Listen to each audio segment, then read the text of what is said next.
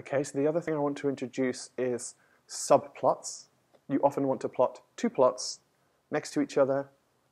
You don't want to have two separate windows where you end up trying to arrange them to get them comparable. You want them next to each other in the same window. That's where subplot comes in.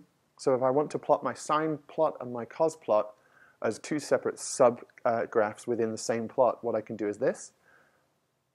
I still define x, I still define y as sine x, I still define g as cos x. I then type this command subplot. Now subplot takes a few arguments. It takes an n by m grid, and then the final argument is which one of that grid we want to choose. So if I say that I want 1 by 2, it's going to go 1 down and 2 across and give me 1 graph down, 2 graphs across in my subplots.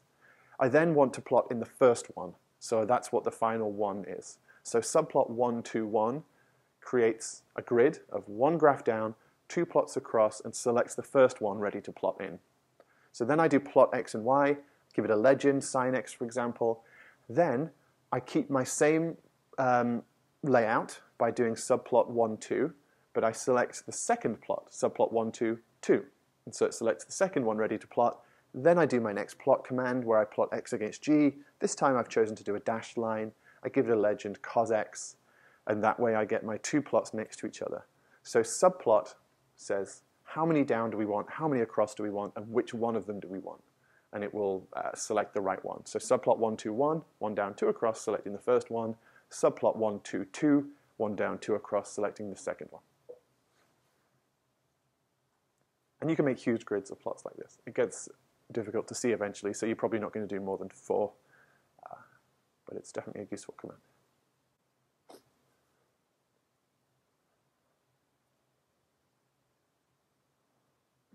So if you first say make a grid of 1 by 2, and then the next one is make a grid of 1 by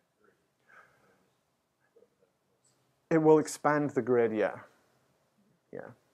So you have to keep it consistent, really. You choose the layout you want, if you want 1 by 2, and then every time you switch plots, you try and use the same layout.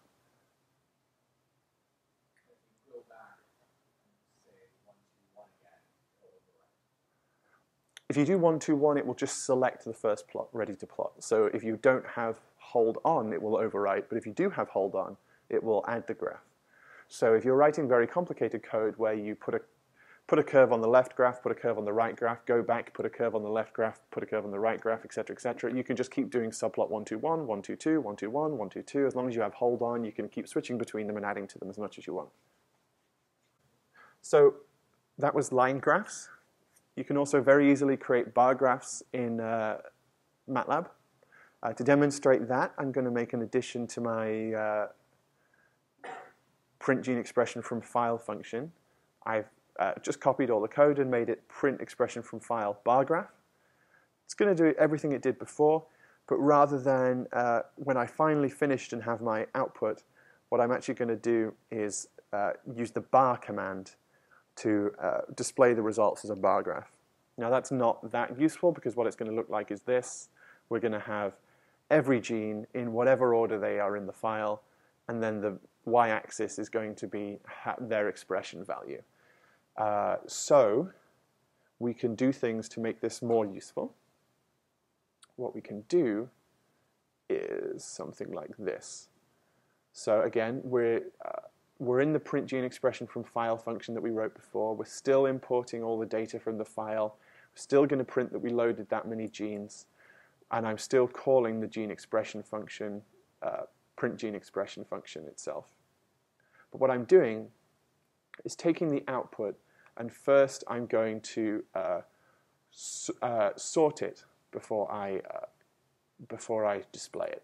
So exp1 results we know contains all the gene expression values. Remember, exp1 results is taken from a.data.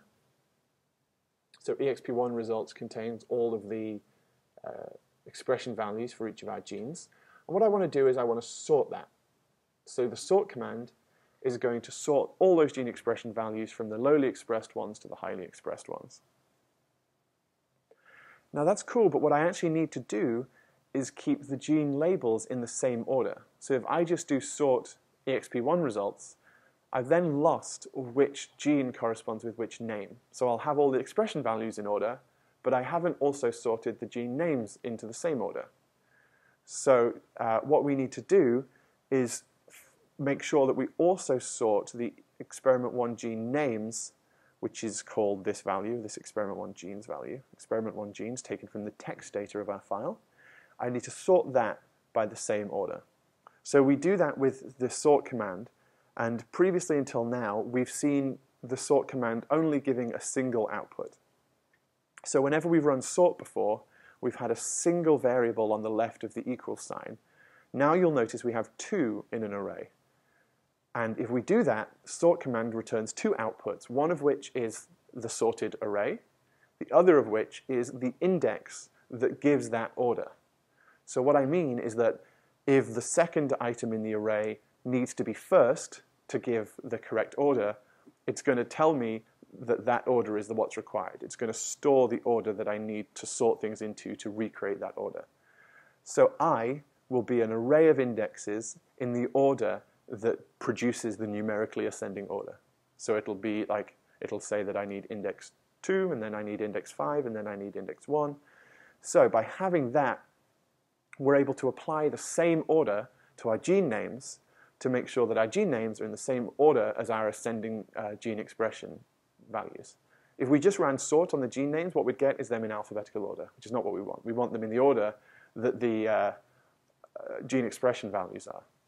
So that's what these 2 lines are doing. It's a neat little trick where you run sort on your expression 1 results. You store 2 things. You store the sorted array, and you store this index, which I'm calling capital I. I then sort the EXP1 genes by that index by just getting those in that order. So you'll notice here, if I do, so if, you know what I'm going to do? So if my var contains A, B, C, D, and I do my var, and I get 2, 1, 4, 3, so I get those indexes from my var, what it's going to do is it's going to return B, A, D, C, right? So if we pass certain indexes in here, we're used to doing get index 7, get index 1 to 5, 1:5. We're used to getting various parts of an array using that notation, but you can actually get specific indexes in specific orders this way. So we're using sort. So let me just extend this example. So if my var is still A, B, C, D, and then my values is 3, 2, 1, 4. If I do sort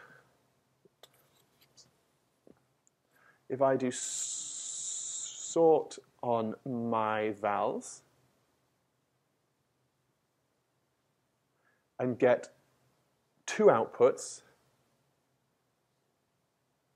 I'm going to call them V and I. V will contain my vals in order. So V is going to be 1, 2, 3, 4.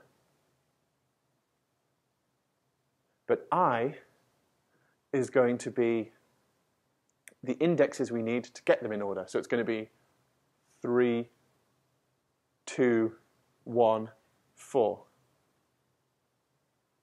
Because we need the third index, then the second index, then the first index, then the fourth index. If we then want to get these names that corresponded with these things in the same order, we can just do my var I, and it will get the third, which is C, the second, which is B, the first, which is A, the fourth, which is D.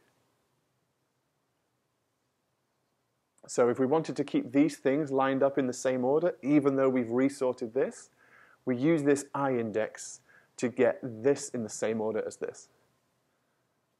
So what we've effectively achieved is sorting this, but keeping all the letters above their corresponding numbers, if that makes sense. Okay, so we're doing that here. We're doing, we're sorting our expression 1 results. We're storing this I index, which gives us the index that they're in. And then we're sorting the expression 1 genes, which is the names, the same way. So now all I need to do is do bar to print a bar graph of the sorted results, and that gives me this ascending bar graph. So it's a good way of getting an idea of the distribution of gene expressions in your file. Then what I do is I do this, this set command. So the set command gives you really fine control over various properties of a figure. We've seen some basic things like legend and ylim and xlim. Those are the easy ways of doing the basic things. But when it comes to having small control over individual parts of the graph, you might need to use this set command. So what I'm doing here, GCA just means the current graph. So if I do set GCA, that just means make these changes to the current graph. You can actually have different things here, meaning I want to change the properties of this graph versus the other graph, but you're usually going to use GCA here. So set GCA, what I want to do is I want to set the x tick, which you can imagine tells you how many times we have ticks on the x-axis, so how many times we have little dashes in, to be 1 with a step size of 7 up to the length of the number of genes. So I want a tick every 7 genes. And I want to label those ticks, so x tick label, with the sorted names. And so what that's going to do is put a label on every tick that corresponds with each gene. So this way we know that around IL1B is high and down IL9 is low. So we have this gene down here and this gene up here. And so it gives us an idea of representative genes of high and low expression in our array. So it's just an example of how you might